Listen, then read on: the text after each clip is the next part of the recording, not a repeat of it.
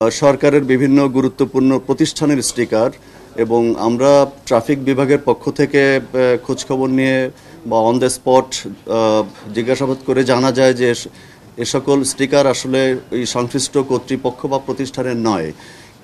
যেমন পুলিশের কিছু স্টিকার ব্যবহার করছে, সরকারের বিভিন্ন মন্ত্রণালয়ের কিছু স্টিকার ব্যবহার করছে, গোয়েন্দা সংস্থার স্টিকার ব্যবহার করছে, ইভেন বিভিন্ন সাংবাদিকদের স্টিকার পর্যন্ত বিভিন্ন গণমাধ্যমের স্টিকার ব্যবহার করছে। তো এটি আসলে জননিরাপত্তার ক্ষেত্রে আমাদের কাছে এক ধরনের হুমকি বলে মনে হচ্ছিল এবং এই ধরনের স্টিকার ডিসগাইজে ব্যবহার করে যে কোনো ধরনের অপরাধ সংঘটিত করে তারা পার পেয়ে যাওয়ার একটা সুযোগ তৈরি হচ্ছিল। তো এসব কিছু মাথায় রেখেই এই উদ্ভূত পরিস্থিতিতে ডিএমপি কমিশনার স্যারের নির্দেশনা অনুযায়ী ঢাকা শহরের 8টি ট্রাফিক বিভাগ একযোগে অভিযান পরিচালনা শুরু করেছে। এই সকল অননুমোদিত স্টিকার যারা ব্যবহার করছে সেই সকল যানবাহনের বিরুদ্ধে আইনগত ব্যবস্থা গ্রহণ করা হচ্ছে। আজকে আপনাদের সামনে এই বিষয়টি অবতারণা করার মূল উদ্দেশ্য হচ্ছে জনসচেতনতা তৈরি করা। নগরবাসীকে ডিএমপি ট্রাফিক বিভাগের পক্ষ থেকে আমি বিনীত অনুরোধ জানাবো এই ধরনের অনুমোদিত স্টিকার যেন ব্যবহার থেকে বিরত থাকে এবং সরকারি বিভিন্ন সংস্থার নামে যে সকল স্টিকার ব্যবহার করেন, দেখা যাচ্ছে আমারই আত্মীয় স্বজন আমার পুলিশের স্টিকার ব্যবহার করছে, পুলিশের সদস্য আত্মীয় স্বজন পুলিশের স্টিকার ব্যবহার করছে, বা বিভিন্ন সংস্থার আত্মীয় স্বজন ইভেন তাদের সঙ্গে কোনো কানেকশন নেই, এ ধরনের ঘটনাও ঘটেছে।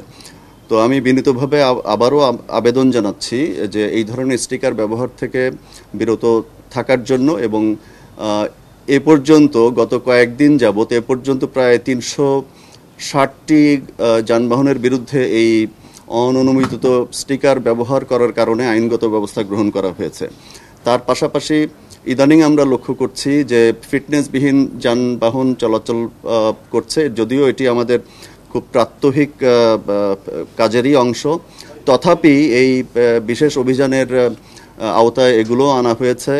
এ পর্যন্ত প্রায় 3000-এর অধিক এই অবৈধ বা ফিটনেসবিহীন যানবাহনের বিরুদ্ধে আইনগত ব্যবস্থা গ্রহণ করা হয়েছে এবং এই ব্যবস্থা গ্রহণ চলবে যেহেতু এটি আমাদের প্রাত্যহিক কাজের অংশ। পাশাপাশি আমরা বেশ প্রায় 2000-এর অধিক অবৈধ মেয়াদ উত্তীর্ণ যানবাহন আমরা ডাম্পিং করেছি মাত্র গত কয়েকদিনে এবং এই পুরো প্রক্রিয়াটি চলমান রয়েছে।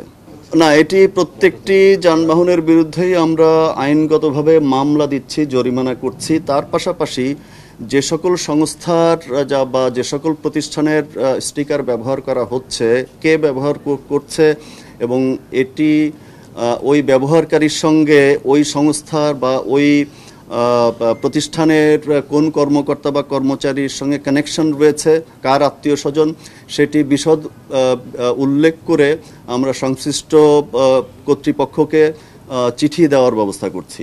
আচ্ছা, ধরুন আপনি একজন সাংবাদিক, আপনি কোথায় কাজ করেন? জায়দিন। আপনি আপনার ব্যক্তিগত গাড়িতে যদি জায়দিনের স্টিকার লাগান, তাহলে তো এটি তো মানে জায়দিনের স্টিকার ব্যবহার করার অর্থ কি যে এই যানবাহনটি জায়দিন পত্রিকার, কিন্তু আপনি আপনার ব্যক্তিগত কাজে বা আপনি আপনার কোনো আত্মীয় স্বজন এই স্টিকারটি ব্যবহার করছে তার ব্যক্তিগত যানবাহনে, তো এটি নিশ্চয়ই অবৈধ। এবং আমরা এই ধরনের যে কোনো ধরনের, আমরা ধরুন যে কোনো একটা সিভিল গাড়িতে যদি পুলিশ লেখা দেখি, আমরা তৎক্ষণাৎ গাড়িটি থামিয়ে জিজ্ঞাসা করি যে আসলে গাড়িটি কার এবং এই গাড়িটির মালিক কি পুলিশ নাকি অন্য কোনো ব্যক্তি মালিকানাধীন। যখনই আমরা দেখছি যে এটি তার পার্সোনাল কার বা পার্সোনাল ভেহিকেল, তো সেই ক্ষেত্রে আমরা আইনগত ব্যবস্থা গ্রহণ করছি। আচ্ছা, আমি কিন্তু আমার ব্রিফিংয়ের শুরুতেই বলে নিয়েছি যে অননুমোদিত, আমি কিন্তু অবৈধ কথাটি উল্লেখ করিনি। বিষয়টি হচ্ছে অনুমোদিত আর একটি হচ্ছে অননুমোদিত। আপনি যে বিষয়টির অবতারণা করলেন এখানে, ধরুন আপনার জায়দিন বাইরে থেকে একটি গাড়ি ভাড়া করলো মাসিক চুক্তিতে, সেটি তো জায়দিনেরই অংশ হয়ে গেল। তো এটি কিন্তু আমরা অনুমোদিত হিসাবে ধরছি না, এটি অনুমোদিত হিসাবেই ধরছি। যে কারণে আমাদের এই আমরা মাঠ পর্যায়ে আমাদের যে সকল অফিসাররা কাজ করছে তাদেরকে অভিযানের শুরুতেই আমরা পর্যাপ্ত ব্রিফিং দিয়েছি যে প্রত্যেকটা জিনিস খুঁটিনাটি বিশ্লেষণ করে তারপরে আইনগত ব্যবস্থা গ্রহণ করা হচ্ছে। এটি আইনে আমাদের সড়ক আইনে একদম 92 ধারা অনুযায়ী আমরা এর ব্যবস্থা গ্রহণ করছি।